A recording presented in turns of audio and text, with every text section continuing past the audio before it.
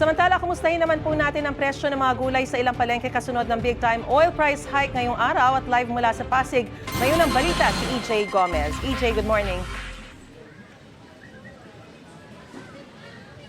Mariz, good morning. Wala pang pagtaas ng presyo sa mga gulay dito sa Pasig Mega Market sa kabila ng malakihang taas presyo sa mga produktong petrolyo ngayong linggo. Ang mga gulay na ibinebenta sa Pasig City Mega Market bumaba sa 30 pesos hanggang 75 pesos ang kada kilo. Ayon sa mga nagtitinda, walang epekto sa ngayon ng pagtaas ng presyo ng mga produktong petrolyo. Okay lang naman, wala pang pagbabago. Kasi maraming gulay ngayon eh. Anihan ng gulay ngayon. Yung presyo naman hindi pa naman nagbabago eh. Pero baka siguro maramdaman natin yan sa after a week siguro. Kumbaga first day pa lang naman kasi na nagtaas ang mga langis, di ba? May ilang klase ng gulay ang bumaba pa ang presyo dahil anihan, kaya marami rin ang supply. Dito sa Pasig Palengke, ang kada kilo ng repolyo mabibili sa 35 pesos na dating 60 pesos. Ang bell pepper, 180 pesos ngayon mula sa 240 pesos. Ang kamatis, 25 pesos na dating 60 pesos.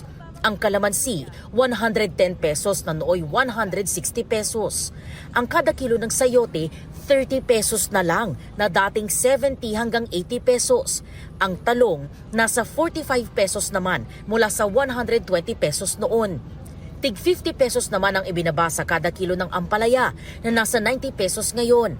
Ang sitaw, kalahati na lang ang presyo at nasa 120 pesos ang kada kilo. Ang okra bumaba rin at mabibili ngayon sa 100 pesos kada kilo. Bumaba rin ang presyo ng ilang panggisa. Nasa 40 pesos naman ang ibinaba ng bentahan ng kada kilo ng bawang at sibuyas na ngayon ay 200 pesos. Ang luya naman, 250 pesos mula sa dating 300 pesos. Matumal daw ang bentahan sa ngayon, sabi ng mga nagtitinda. Matumal, mahina ang kita. Halos sapat lang.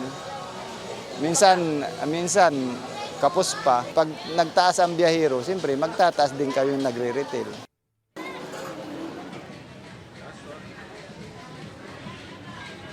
Mariz, karamihan ng mga ibinebentang gulay dito sa Pasig ay ibinabiyahe o mula pa sa Baguio, Pangasinan, Batangas, Bulacan at Laguna.